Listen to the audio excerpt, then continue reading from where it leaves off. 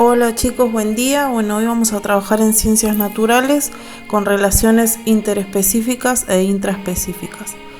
Las relaciones interespecíficas son aquellas que se establecen entre los individuos de diferentes especies que comparten un mismo territorio. Les propongo la siguiente pregunta y van a volcar sus respuestas en la carpeta. ¿Se comporta igual una loba con su cría que con una oveja? ¿Por qué?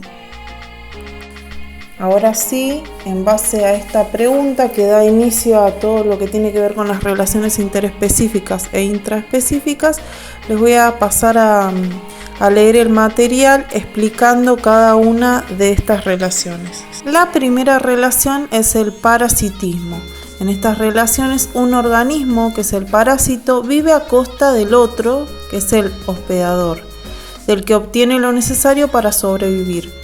Mientras que el parásito se beneficia, el hospedador se perjudica y puede llegar a morir. La tenia, un gusano parásito que puede vivir en el interior del intestino humano, absorbiendo los nutrientes y dañando la salud del hospedador, es uno de los ejemplos que podemos dar. El siguiente ejemplo es el mutualismo. En este tipo de relaciones, los individuos de dos especies que intervienen en ella obtienen un beneficio mutuo que no podrían conseguir por separado. Por ejemplo, cuando los colibríes visitan las flores, se alimentan de su néctar y al mismo tiempo ayudan a la polinización de las flores. La simbiosis son relaciones permanentes que se establecen entre dos especies diferentes. Como en el mutualismo, ambos individuos se benefician mutuamente, pero en este caso los dos dependen el uno del otro para sobrevivir. Un ejemplo pueden ser los líquenes, que son asociaciones entre una alga y un hongo. La primera fabrica el alimento por fotosíntesis y el hongo le da soporte y humedad. El comensalismo. En este tipo de relaciones, una de las especies, que es el comensal, obtiene un beneficio de la otra sin que ésta se vea afectada, es decir, no se perjudica ni se beneficia. Por ejemplo, los buitres son aves carroñeras que se alimentan de los restos de cuerpos de animales que fueron asesinados y devorados por otros, como los leones. En la predación, el individuo de una de las especies se ve beneficiado al cazar. Este es el predador, y comerse al individuo de la otra especie, que es la presa.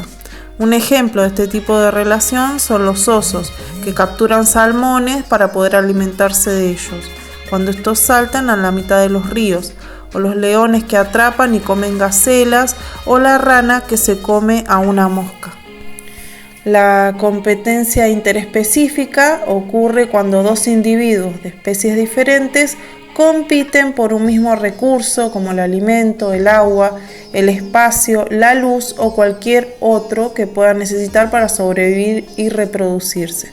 En este caso, ambas especies resultan perjudicadas. Por ejemplo, en los ambientes selváticos, las plantas de los distintos estratos compiten por la luz. Pasamos ahora a las relaciones intraespecíficas, que son las que se producen entre organismos de una misma población, es decir, que pertenecen a una misma especie y que viven en un mismo ambiente. Estas relaciones pueden vincularse con la alimentación, la protección y la reproducción. El primer ejemplo de este tipo de relaciones son las relaciones familiares, que se dan por grado de parentesco y tienen por objetivo la reproducción y el cuidado de las crías y su aprendizaje. Se pueden dar entre el macho y la hembra en el periodo de cría, o entre los padres y las crías en el cuidado de estas.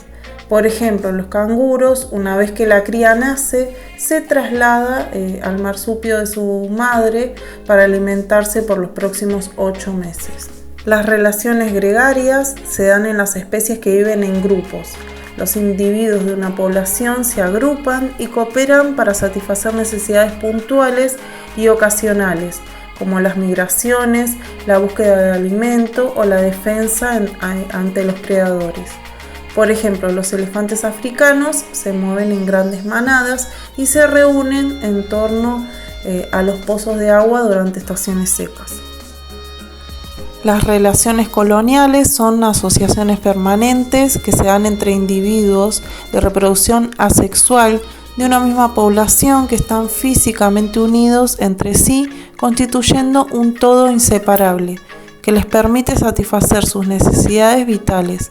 Por ejemplo, en los corales, la descendencia se une íntimamente con los progenitores y se asocian para asegurarse la supervivencia y hasta puede existir una unión definitiva. En las competencias intraespecíficas, por lo general, la competencia entre individuos de una misma población se establece por los recursos del medio, por ejemplo, el agua, el alimento, la luz, para reproducirse, luchando por un individuo del sexo opuesto o por dominancia social. Las especies que compiten por el territorio, como los felinos, marcan el terreno que les pertenece con la orina. Bueno, pasamos a las actividades. En el punto 1, lo que tienen que hacer en sus carpetas es hacer un cuadro comparativo para resumir las distintas relaciones que estuvimos hablando anteriormente. El cuadro tiene que tener las siguientes columnas: tipo de relación, características, tipo de interacción y ejemplos.